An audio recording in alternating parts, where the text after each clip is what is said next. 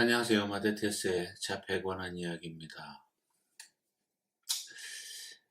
이제 여름방학이 끝나고 저희 아이가 오늘 고등학교 첫 등교를 했어요. 이제 첫 학교의 모습은 보통 어떠냐면요.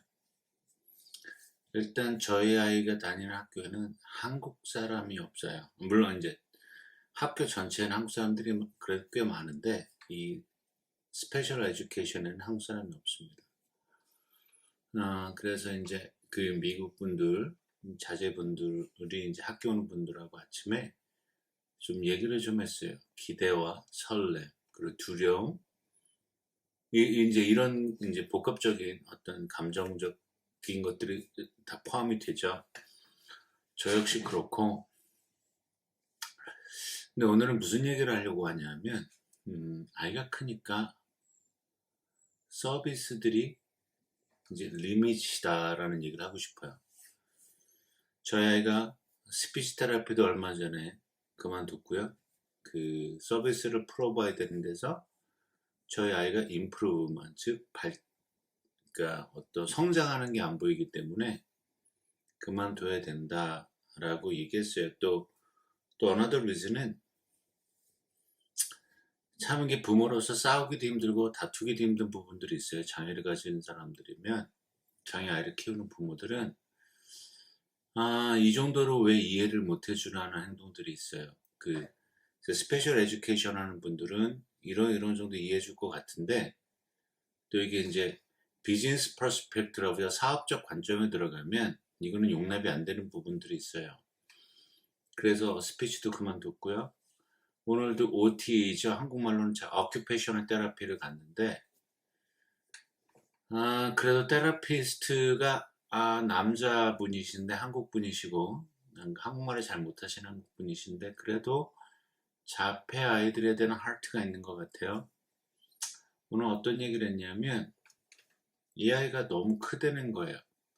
지금 그 오큐페이셔널 테라피에 오는 아이들에 비하면 크죠. 제일 나이가 많아요. 14살이기도 하고 고등학생이기도 하고 나이도 제일 많고 그리고 제일 중증이에요. 그래서 그러니까 사업자 입장에서 볼 때는 근데 그 빨리빨리 환자들이 그 장애아이들이 빨리빨리 좋아져서 나가고 또 새로운 환자를 받고 그래서 자기네 레피테이션 그러니까 회사가 갖고 있는 어떤 그 좋은 점들이 자꾸 부각이 돼야 되는데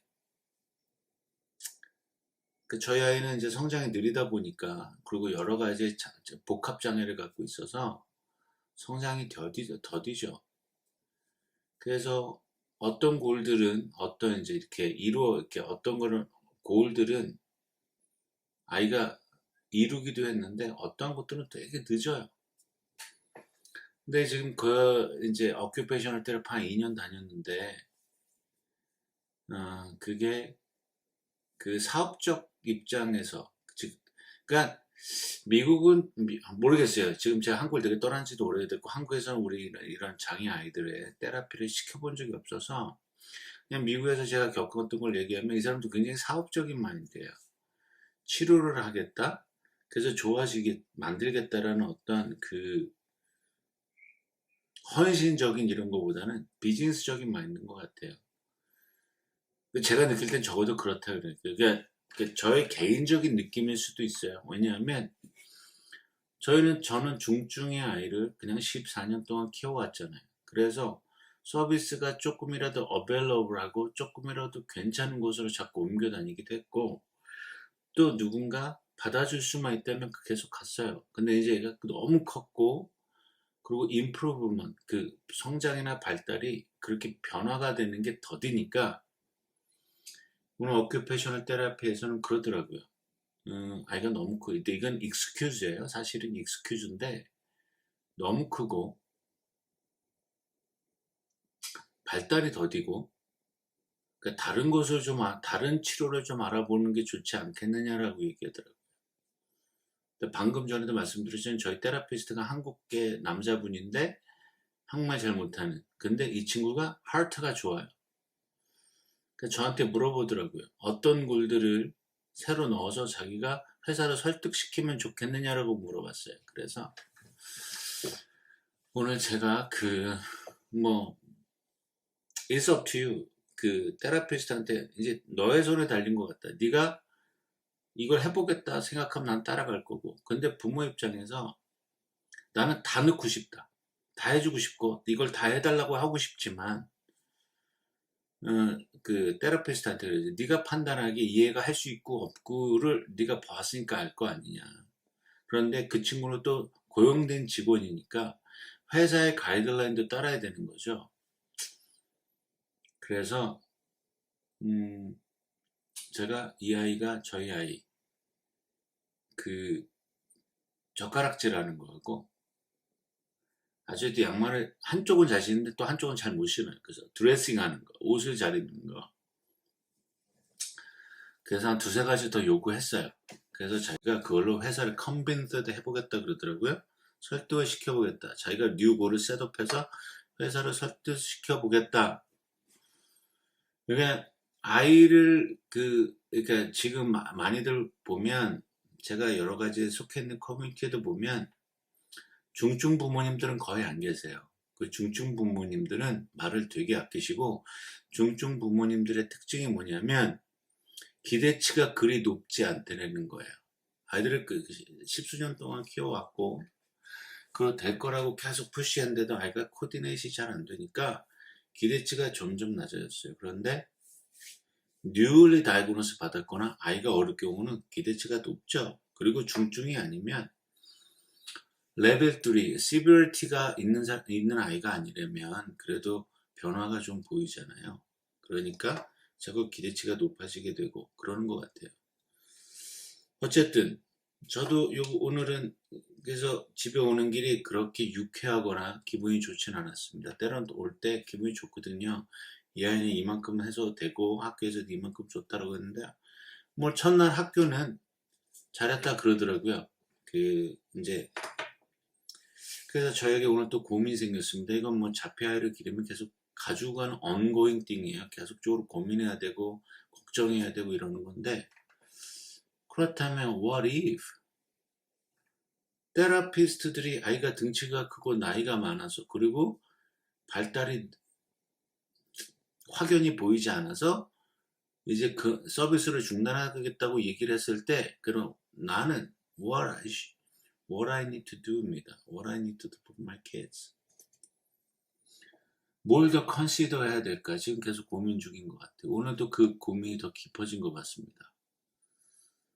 그러니까 중증 장애를 갖고 있는 분들 솔직히 보더라인이거나 마일드거나 모데레이트는 뭐 해당이 될 수도 있고 안 될 수도 있고 그래요.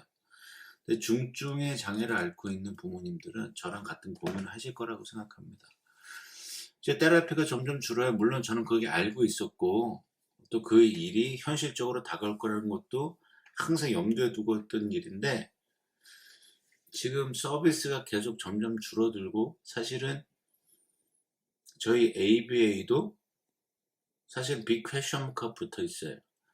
사업하는 입장에서는 하면 이제는 디스차르지 시켜야 되겠다는 입장이고 저희 BCBA나 RBT는 계속 시켜야 된다는 입장이에요. 왜? 너무 떨어져 있으니까 아이가 많은 걸 못하고 있으니까. 그러면 부모로서의 고민은 더 많이 깊어지는 거죠. 그래서 저는 뭘 해야 될까? 이 아이가 최선할 수 있는 게 뭘까? 홈스쿨링을 해서 거의 집에다 가둬놓고 소셜 인터랙트 없이 다른 사람들 없이 라이프 스킬에만 매달릴 것인가? 젓가락질과 옷 입는 거를 더 뭐라 그럴까요? 하드 트레이닝을 시켜야 되는 게 맞는가? 아니면 여길 좀 루즈를 하더라도 다른 학교를 보내서 다른 사람들과 인터랙트를 하는 걸 하는 게 옳은가? 사실 정답은 없어요. 제가 선택하는 게 저희 아이를 위해서 제일 좋은 선택일 텐데 고민이 생기는 거죠. 저는 테라피스트처럼 난리지나 경험이 없어요. 물론 이제 14년 동안 키워오면서 본 것도 있고 그리고 책들도 읽은 것들도 있고 그래서 어느 정도의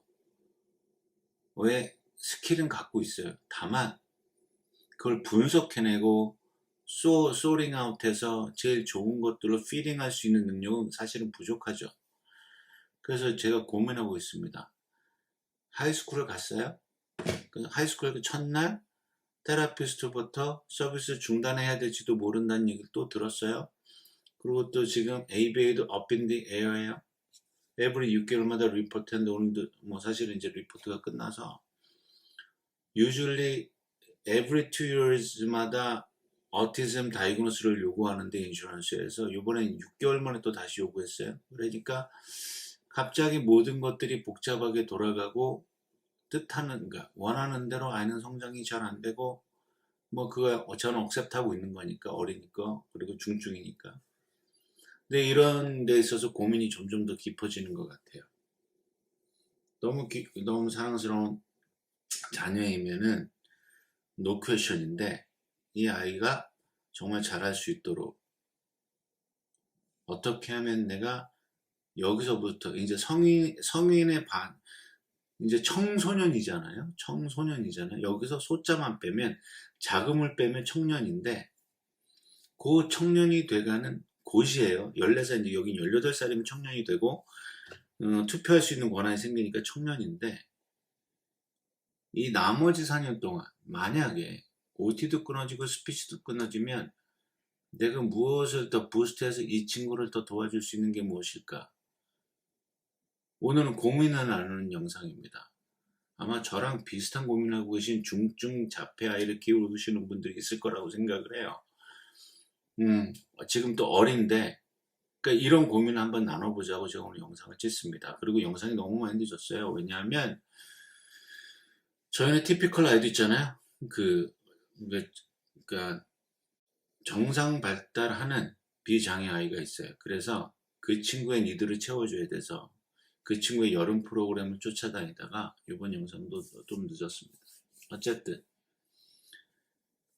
계속 고민이 깊어질수록 부모의 능력의 한계도 느껴지고요.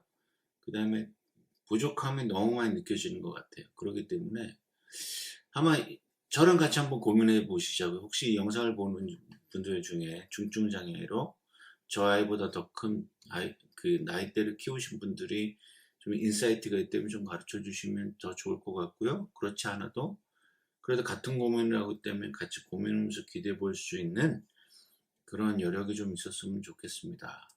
어쨌든 오늘은 제가 아이를 키우면서 또 새로 당면한 거에 대한 고민을 여러분과 나눴습니다. 다음 영상에서 다시 뵙겠습니다. 감사합니다.